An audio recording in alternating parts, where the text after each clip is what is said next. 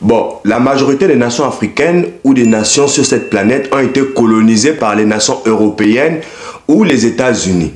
Pour résoudre ce problème, l'ONU, l'Organisation des Nations Unies, une organisation que vous-même vous savez, nous n'avons plus confiance en elle, elle a décidé d'organiser un vote.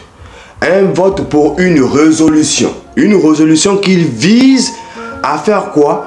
À condamner le colonialisme sous toutes ses formes et à demander des réparations pour les pays colonisés.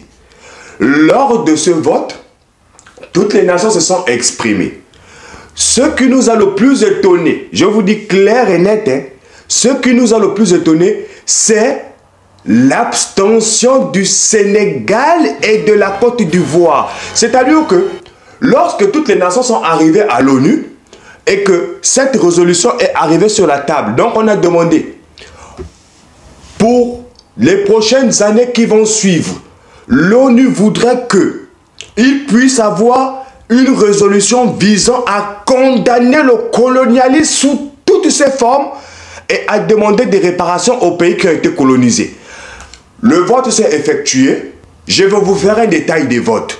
Mais dans cette vidéo, bien évidemment, je vais vous dire pourquoi le Sénégal et la Côte d'Ivoire se sont abstenus. Donc, dans les pays européens, bien évidemment, tous les pays européens ont voté contre. Ils nous ont dit, on n'est pas là à donner de l'argent, c'est nous-mêmes qui avons colonisé ce genre de personnes, donc on ne va pas encore leur donner de l'argent. Dans les pays de l'Amérique latine et de l'Asie, donc ils ont été solidaires avec les pays africains, ils ont voté pour. Bien évidemment, il y a certains pays aussi de l'Amérique latine et il y a certains pays de l'Asie qui ont subi du colonialisme. Donc c'est pourquoi aussi ils ont voté pour demander aussi des réparations. Il y a les États-Unis d'Amérique et ses alliés. Eux, c'est clair, hein, ils ont voté contre, direct, sans discuter. Lorsque nous arrivons sur les pays africains, c'est là où il y a une catastrophe totale. On arrive sur les pays africains. Le vote, lors du précédent sommet de l'ONU, demandant une réparation aux pays colonisés et condamner le colonialisme sous toutes ses formes, le Sénégal et la Côte d'Ivoire sont les deux seuls pays africains qui se sont abstenus. C'est incroyable. C'est vraiment incroyable. Comme je vous disais précédemment, nous allons vous donner les réelles raisons pour lesquelles ces deux vassaux de la France-Afrique, le président Alassane Ouattara, vieux déjà, et monsieur Bassirou Diomaye Faye, jeune ambigu qui ne connaît pas où il avance et sur quel chemin il marche. Donc, on va vous dire pourquoi ces deux pays qui ont pourtant, le Sénégal et la Côte d'Ivoire, subi du colonialisme, qui ont subi des erreurs pendant cette période, ils se sont abstenus. En plus, ce qui est incroyable, c'est que lorsqu'on rentre dans les détails de la résolution, on nous dit quoi? Que dans cette résolution, l'ONU demande aux pays qui ont colonisé de faire quoi? D'avoir une reconnaissance et de présenter des excuses. Donc, reconnaître que vous avez marginalisé les autres peuples, que vous avez dominé les autres peuples, vous avez massacré les autres peuples et présenter des excuses officielles. On demandait aussi un dédommagement financier parce que toutes les nations européennes et les États-Unis se sont enrichis sur le dos des Africains et de quelques nations de l'Asie. Donc, on demandait un dédommagement financier parce que toutes ces nations-là sont riches à cause du travail fourni par les Africains, à cause des richesses des Africains. Donc, on a besoin d'un dédommagement financier. On demandait aussi un soutien au développement.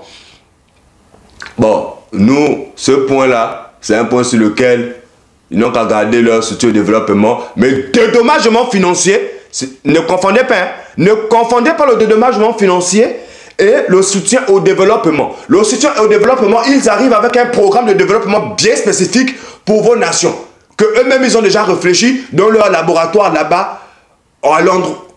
Nous, quand on parle du dédommagement financier, c'est qu'ils nous donnent de l'argent, nous-mêmes on va décider de ce qu'on va faire avec cet argent-là. Et aussi un point très important, la restitution des biens culturels. C'est là où on s'est posé la question. Hein.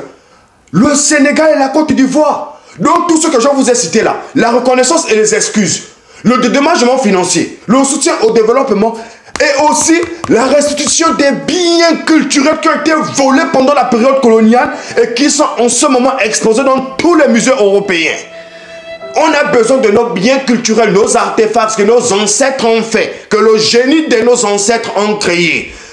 C'est incroyable. Il y a certains peuples sans culture qui sont dépaysés totalement. C'est le cas de certains peuples africains. C'est pas possible. Rendez-nous tout cela. Mais ce quand même qu'on était étonnant, c'était la décision du Sénégal et de la Côte d'Ivoire. Ils nous disent qu'ils ne veulent pas avoir des problèmes avec l'ancienne puissance colonisatrice, avec les anciennes puissances colonisatrices. Ils ne veulent avoir aucun problème. Ils veulent toujours marcher main dans la main. Ils veulent toujours avoir des partenariats gagnant-gagnant. Qu'est-ce que ça va changer si vous condamnez simplement cela? Pourquoi vous vous êtes abstenus? C'est vraiment étonnant, hein? Non, diviser pour mieux régner, ça marche bien en Afrique. Hein. Ça marche sérieusement mieux en Afrique, diviser pour mieux régner. Parce que là, on se rend compte, même les Africains qui ont subi le colonialisme, surtout le Sénégal, la Côte d'Ivoire, ils ne veulent même pas qu'on condamne les personnes qui nous ont fait cela. Comment vous voulez qu'on puisse s'en sortir? Comment vous voulez que ces dirigeants-là restent à la tête de nos nations? Il faudra partager cette vidéo à tous les frères sénégalais. Hein. De jour en jour, nous ne faisons qu'exposer le président Bassirou Diomaye Faye, qui nous a trompés pendant l'élection présidentielle. Là, quand même, attends, Ousmane Sonko est d'accord avec cette décision-là. Hein? Ousmane Sonko qui vient nous faire le grand discours des panafricains, que nous avons subi le colonialisme, qui est le premier à aller défendre la cause palestinienne. Là, on demande simplement de voter pour une résolution condamnant le colonialisme sous toutes ses formes. Et d'avoir une réparation. Ils sont en train de nous jouer aux ambigus, qui se sont abstenus. On n'avait pas besoin d'une abstention des pays africains. Tous les pays africains devaient voter pour et devaient marcher pour être un bloc.